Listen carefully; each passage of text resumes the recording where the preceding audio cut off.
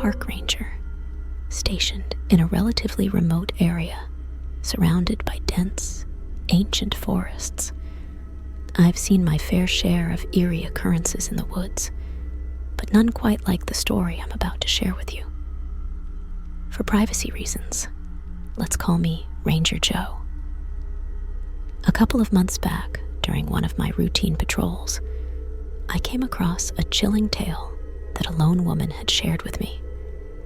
Her story still sends shivers down my spine, and I feel compelled to pass it along to those who appreciate a good scare. Let's call her Emma. Emma, a nature enthusiast, decided to embark on a solo camping trip deep into the heart of our vast forest. She sought the tranquility that only nature could provide, and she found a secluded spot far away from any marked trails or campsites. As Emma set up her tent beneath the towering trees, she couldn't shake the feeling that something wasn't quite right. The air felt unusually heavy, and the silence seemed to press against her ears. She chalked it up to her solitude and tried to focus on enjoying the serenity of the untouched wilderness. The first night passed uneventfully. Emma cozied up in her sleeping bag, lulled to sleep by the distant rustle of leaves and the occasional hoot of an owl. However, as the second night fell, things took a turn for the bizarre. Around midnight, Emma awoke to a strange sound. She described it as a faint, guttural whisper that seemed to be carried on the wind. Curiosity mingled with fear as she unzipped her tent to investigate. The forest around her was eerily still, and the whispering ceased. Shaking off the unease, Emma convinced herself it was just the wind playing tricks on her ears. She returned to her tent, but sleep eluded her. The whispering returned, now accompanied by the distinct feeling of being watched. Emma peered into the darkness, but saw nothing. As the third night approached, the whispers grew more audible, forming fragmented sentences that sent chills down Emma's spine. She described them as unintelligible, like a language from a long-forgotten era. Unable to ignore the unsettling atmosphere, Emma decided to cut her camping trip short and packed up in a hurry. As she hiked back toward civilization, the whispers persisted, following her like ghostly echoes. Emma quickened her pace, the weight of an unseen gaze urging her forward. She eventually emerged from the forest, but the whispers lingered in her mind. What unnerved her most was a detail she shared after the fact. The whispers seemed to be in sync with her thoughts, as if the forest itself had absorbed her fears and was reflecting them back. Emma couldn't shake the feeling that something ancient and malevolent had been awakened during her solitary sojourn. To this day, I can't help but wonder about the mysteries that dwell within the heart of these ancient woods. As a seasoned ranger, I've encountered my fair share of unexplained phenomena, but Emma's tale has left an indelible mark on my understanding of the eerie forces that may slumber beneath the canopy.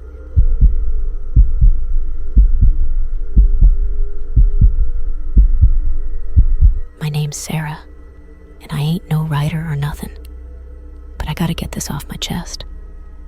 I work at a small shop downtown. Ain't nothing special. But last weekend, I decided to do something wild. Go camping in the forest all by myself. So, picture this. Tall trees, leaves crunching under my boots, and the smell of pine all around. It was peaceful, you know? But let me tell you, it didn't stay that way. I found this little spot to set up camp, just me and my tent. The sun was going down, and the woods got darker. Real quick, I started feeling like I was being watched, you know? Eyes on the back of my neck kind of feeling. But I shook it off, thinking it was just me being paranoid in the woods alone. fell, and I made a fire. I tried to keep myself occupied, but that feeling of being watched wouldn't go away. I brushed it off, thinking maybe it was just the critters or something. Later on, I heard a twig snap behind me. I turned, heart pounding. There was this guy just standing there, middle-aged, kind of scruffy looking. He had this creepy grin on his face, and I felt a shiver run down my spine. I asked him what he was doing out here, but he just stared. Didn't say a word. It was then I knew something wasn't right. I started packing up my stuff, trying to ignore the guy, but he followed me. Every step I took, he was right behind me, like a shadow. Then he made his move. He lunged at me, trying to grab hold of my arm. I screamed like I've never screamed before. I fought back, kicking and punching, and that's when I heard it. Distant voices. Turns out, a couple of off-duty officers were camping nearby. They heard my screams and came running. The guy froze when he saw them, like a deer caught in headlights. They wrestled him down, cuffed him, and called for backup. I was shaken, terrified out of my mind. The officers told me they had been watching the guy for a while, suspecting him of doing some shady stuff in the woods. I was just in the wrong place at the wrong time. They took him away, and I packed up my stuff faster than ever. I hiked out of those woods like my life depended on it. Now, I can't shake the memory of that night. The fear, the darkness, that creepy guy following me. I ain't no storyteller, and I sure as heck ain't looking for attention. I just needed to share this with someone. Be careful out there, folks, and trust your instincts. You never know what's lurking in the shadows, especially when you're all alone in the dark.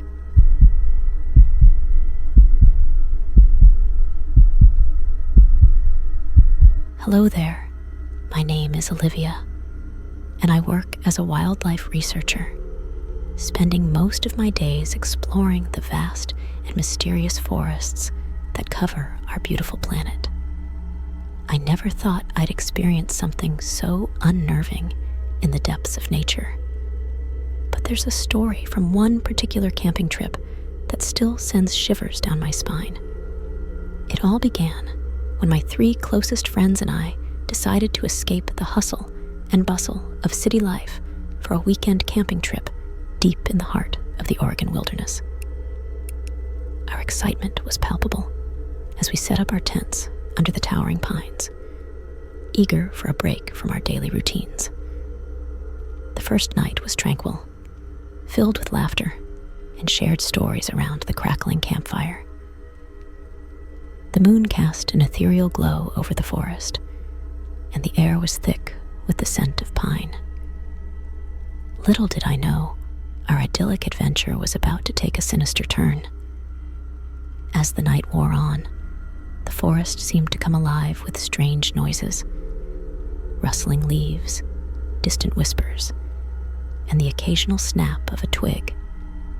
I attributed it to the usual nocturnal activities of the wildlife, but a subtle unease crept into our group.